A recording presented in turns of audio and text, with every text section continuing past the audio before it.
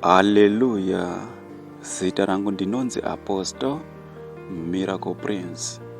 Muupenyu tingaita zvose zvatingaita, asi ngatingwarirei chino chinonzi nguva.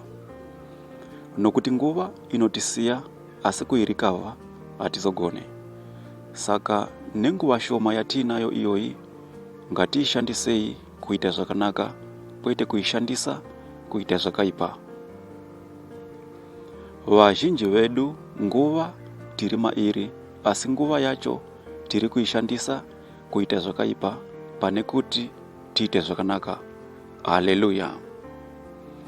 Saka tikapedzera nguva yedu mukuita zvakaipa, nguva yatichazoda kuita zvakanaka, nguva yacho yokuzoita izvozvo ichazenge yatisiya, nokuti nguva haimirire munhu. Haleluya!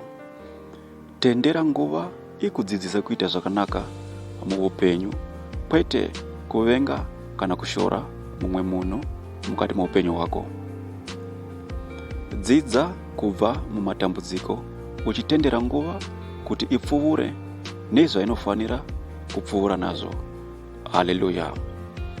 Kana ukaverenga bhuku yavaEfeso chapter 5 kubva paverse 15 kusvika paverse 16, naizvozvo chenjerai kwazvo pakufamba kwenyu, kuti murege kufamba sevasina kuchenjera, asi sevakachenjera. Nokuti munhu wega wega pano panyika unofanira kudzidza kubva mumatambudziko aanosangana nawo mukati meupenyu hwake.